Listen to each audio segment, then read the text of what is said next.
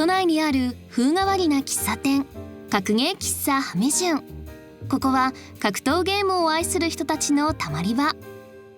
音羽どう、はい、お仕事もう慣れました？ちょっとずつ慣れてきました。でもさ、そういえば面接でマスターにゲーム遍歴とか聞かれたと思うんだけど、はい、なんて答えた？ポケモン世代なので、ちっちゃい時からポケモン大好きだし、あとスマブラ大好きで、最近はリーグオブレジェンドとポケモンユナイトをやり込んでますと答えました。100点。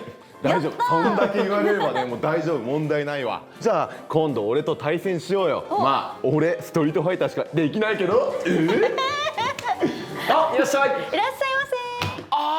スピードスタート期待の新星のお二人じゃないですか。本日よろしくお願いします。よろしくお願いします。1人目のお客様は世界屈指の展開の速さからスピードスターとして知られるダブル選手。小学生の頃から並外れた実力を発揮。鉄拳歴20年以上の強豪プレイヤーです。2人目のお客様は日本屈指のマスターレイブン使いとして知られるピンヤ選手。数々の大会で実績を残し、今注目を集める新進気鋭のプロゲーマーです。まずはお二人も参加している世界14地域で腕を競い合うオンライントーナメントシリーズ鉄拳オンラインチャレンジ2021について伺いました。世界各地でね、こう始まっているんですけれども、他の地域どうです？見ていたりしますか？見てます。そうですね、結構僕もチェックしたりはしますね。どのあたりを注目していますか？僕は結構そのアメリカの地域とかをよく見るんですけど、その道場のポイント制なんですけど、人数によってポイントが変動するんですけど、大体最大値の大会で96人以上が参加していると、ですごい盛り上がってるんだなっていう印象を受けて、やっぱ1位も500ポイント以上持ってたりしてて。なるほど、大会の参加人数が多いんで、はい、そうですね。やっぱ海外盛り上がってるなっていう印象は受けました。なんか鉄拳ってアジアとか、日本、韓国とかの印象が強いですけど、なんか北欧とか北米とかそういう方でも盛り上がってんだね。そうですね。なんかフランスの方でもスーパー悪魔っていう選手がいるんですよ、合気使いで。その人はなんか700ポイントぐらい。700ポイントっていう全てのポイントをもうカンストして700ポイント以上取れないので。じゃあそれもう本戦か出場確定みたいな。もう確定です。マックスですね。マックス。この鉄拳オンラインチャレンジでは、そのシーズンのですね、ポイント上位8名が12月26日に開催される、日本の地域決勝リージョンファイナルに出場できるわけなんですけれども、お二人ってポイントどれぐらい持ってらっしゃるんですか？230ポイント持っていて、今日本でいうと4位という。4位。はい、4位まで。これは熱いところというか。はい、熱いところまで今いるので、気を抜かずにこう8位までは目指していこうかなと思ってます。僕は最初の頃実は1位走り抜けてたんですけど、今ちょっといろいろ諸事情がありまして、185ポイントで6位まで落ちました。おダンス。はい。諸事情って何ですかって聞いて。諸事情って何ですか？実はちょっと8月から全く勝てなくなっちゃって。それ諸事情じゃないですよって言ってる。それは諸事情じゃないですよ。そうだよね、諸事情じゃないよね。なんで急に勝てなくなったの？僕が悪いだけなんですけど、僕の中では諸事情なんで。おい、ずれた。大会勝てない時諸事情でって言うのやめろ。勝てなすぎて、マジおかしいなって思って、血迷って孫さんに俺相談しましたもんね。血迷って孫さんに。すごいね。そしたら何て言ってた孫さん？楽しんでやる努力をすれば絶対にその向上心というか、モチベーションが戻るから、とりあえず鉄拳を楽しむことになんか集中しようみたいな感じで言われて。魚群の絆感じちゃうな。いや、もうすごいいいアドバイスいただきました。本当に。10月10日に、これまでの TOC で最も大きなポイントが獲得できる各地域1回のみの大型大会、オンラインマスターが開かれるんですね。400ポイント、300ポイントです。300ポイント。つまりこれ取っちゃうと、今お二人が300ポイント取れてないということは、優勝した選手は0ポイントからでも一気にいけちゃうかも。それぐらいの大会がこれから開かれるわけです。優勝したら多分ぶっちぎりの1位になれると思うので、1位を目指して頑張りたいと思います。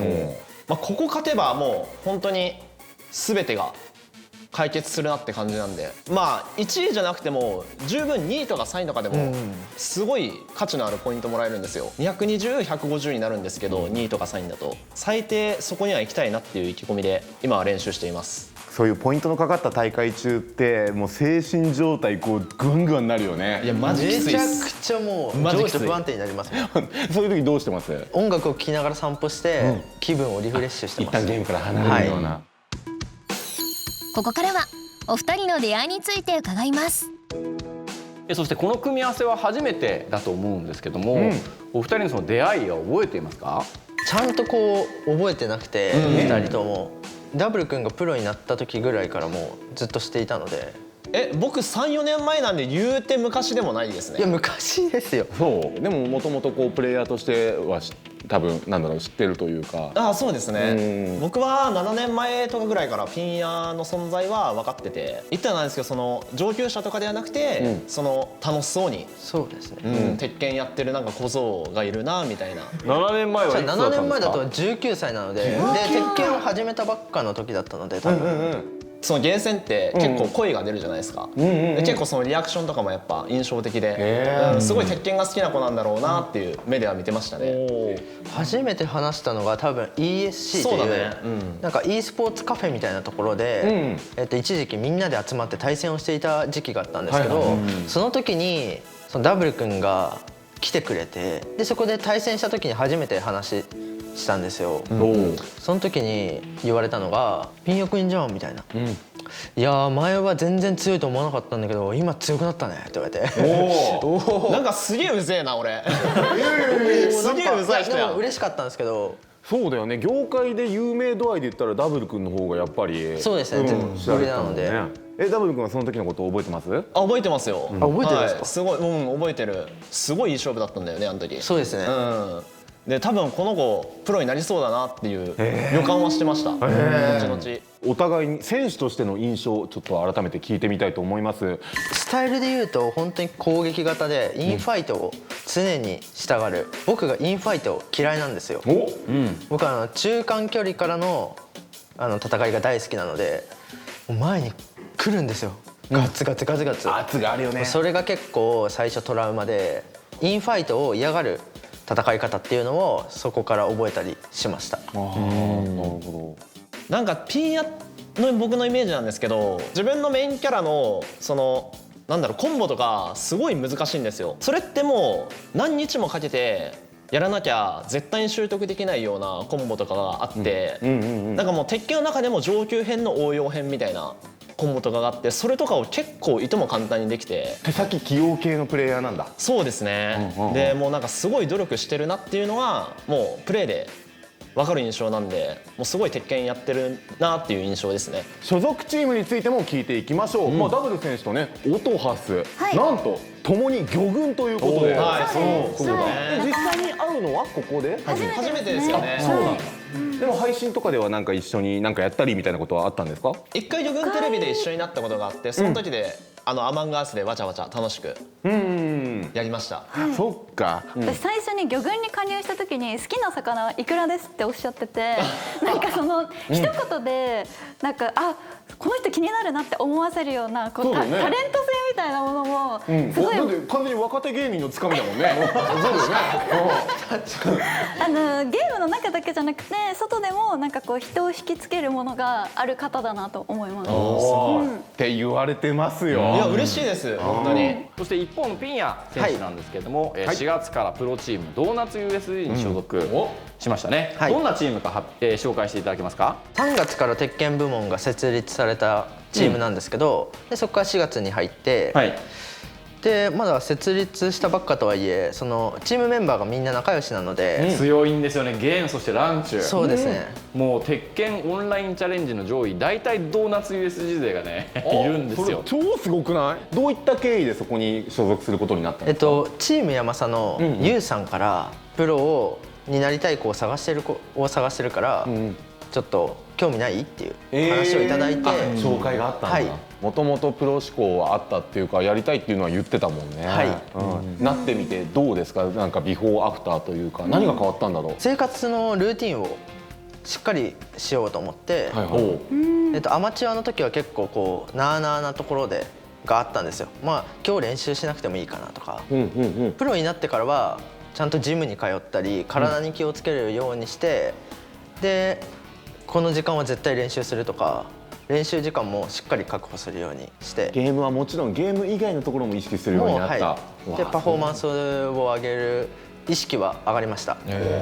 そろそろ2人が対戦している姿を見たくなったということで、お二人に対戦してもらってもよろしいでしょうか。はいぜひお願いします。お願いします。お願いしお願いします。ます2試合選手制で対戦していただきます。ダブル選手 vs ピンヤ選手。じゃあ両者に意気込みを聞いていきましょう。まずはダブル選手。これ TOC50 ポイント借りた戦いでいいんですよね。それやり取りできんの？ポイントはい、バトルフェーズっていうはいできるんだ。はいおお、じゃあかけてもろて。気合い入れてはい50ポインやってくださいト奪い取りに行きたいと思います。最近結構あんまり勝率が良くないので、ここで勝っていきたいと思います。 1P が左側がダブルの使うリディア、そして 2P が右側がピンヤの使うマスターレイブンです。かっこいい。選ばれたのは、岩山ステージ。これ壁に囲まれてるステージなんで、相手をこう浮かせたり運んでいって壁に押し付けることで壁を使ったコンボがね決められるステージになってます。これも壁破壊とかなんかステージこのス変わったりするテージはギミックはありません。普通の、円形のステージなんで。そうだよね。岩山で落ちたらどうなんだろうと思っちゃったそうですね。はい、そして、2P 側、今右側にいるのが、ダブルの使うリディアというキャラクター。はい。ポーランドの首相なんですけど、なぜか正統派空手を使うっていうすごいけれんみあふれるキャラクターですね。戦う系の首相。はい。しかも会議までに相手倒しちゃうみたいな感じでかっこいい。登場するんですが、まずラウンドを先行したのはピンヤ。マスターリーブンは相手を壁に運んでからのコンボ、これは非常に強力です。壁に貼り付けて、うわ、めっちゃいる。さらに、鉄拳ではこの壁に貼り付けた後コンボの後に壁に押し付けた状態で攻めることができるんで、やっぱり一気に有利になりますが、そこをうまく脱出したのはダブル。しかし下段これはしっかりとガードして反撃。ダブルが逆転を目指して接近戦を仕掛けていきます、ピンヤとしてはやっぱ接近戦あんまり好きではない、中距離で戦いたいという話がありました。しかしこのリディアは相手を突進していく動きが非常に強いんですね。なのであまり中距離戦をさせずに試合を組み立てていきます。体力差ほとんどありません。ここで何か技が当たるとレイジになって評価されますが、レイジドライブを潰した。そして反撃しっかりダブルが取り返していきます。レイジになると今のように、強力などは出せるんですが、それを潰されてしまいましたね。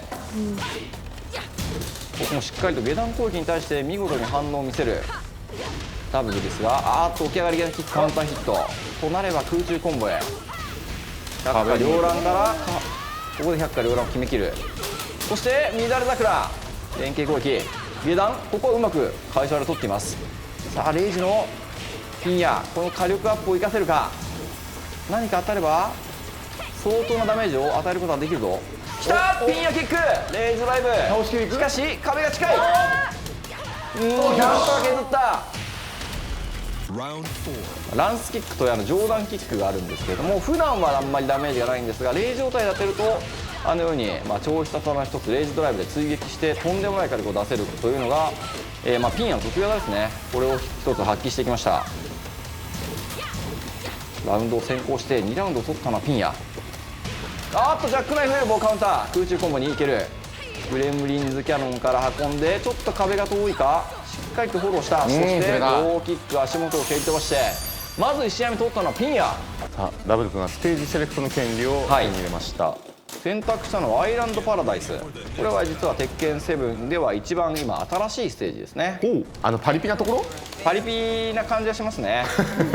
上階層はプールというかリゾート地になっていて、画面の奥にあるバルコニーがですね、実はこれ強力な技を当てて相手をそこに叩きつけるとそれを割れてステージが下に移動するんですけど、下のステージに行くとめちゃくちゃ広いステージになります。なるほど。